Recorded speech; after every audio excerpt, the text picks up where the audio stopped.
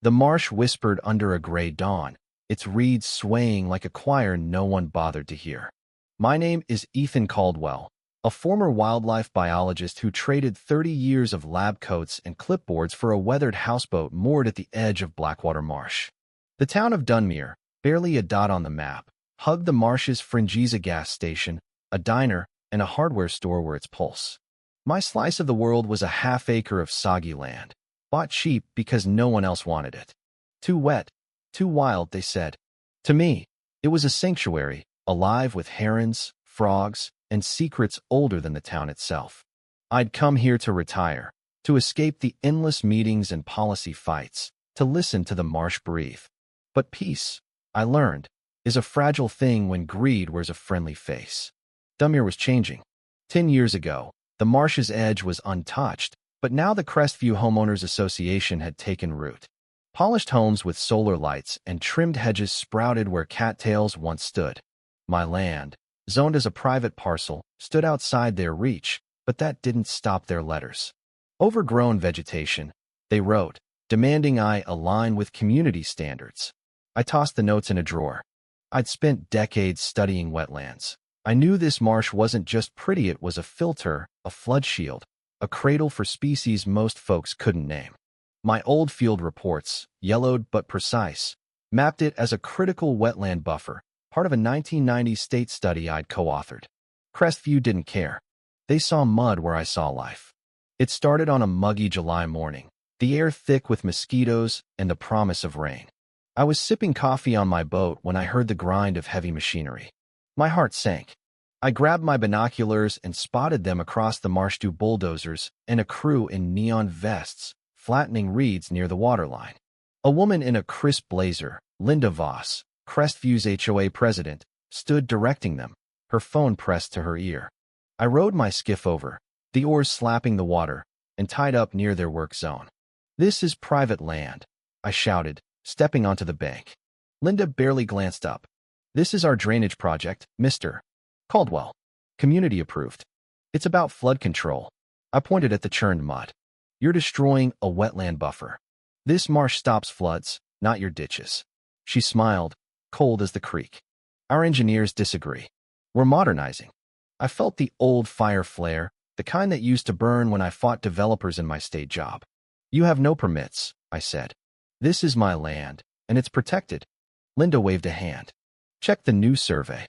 This is HOA easement now. A bulldozer revved, and a swath of reeds collapsed. The sound hit me like a punch. I knew then this wasn't a misunderstanding, was a land grab. Back on my boat, I dug through a lockbox, pulling out maps, soil studies, and a 1995 wetland delineation I'd helped draft. I called my old colleague, Rachel Nguyen, at the state's Department of Environmental Quality. They're draining my marsh, I told her, emailing photos of the destruction. She promised a site visit. I filed complaints with the EPA and the state, then hammered a sign into the bank, wetland under federal review. Unauthorized work prohibited. Linda showed up hours later, arms crossed. You're stirring trouble, Ethan. This is for the community. I met her gaze. You're burying the community under your own ignorance. 2 days later, state trucks rolled in. Rachel, an EPA officer named Mark Torres, and a wetland specialist.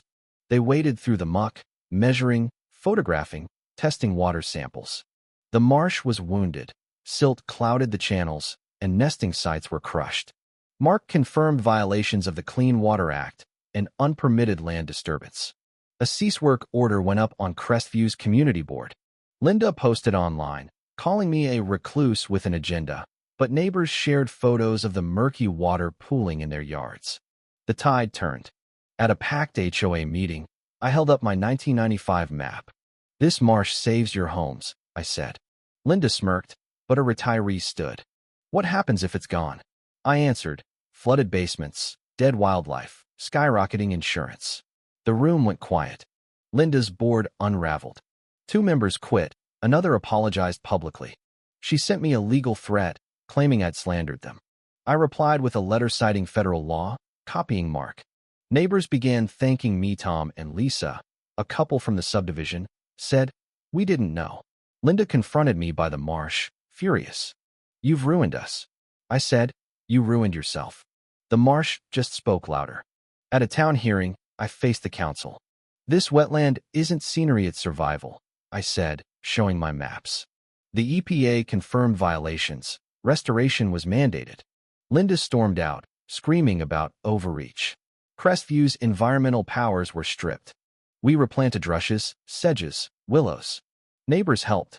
Lisa bringing water, Tom hauling soil. Even a former board member, Greg, admitted, I was wrong. The marsh greened again. A professor made my work a case study, Caldwell's buffer. I tied tags to the plants, filter the flood, hold the earth.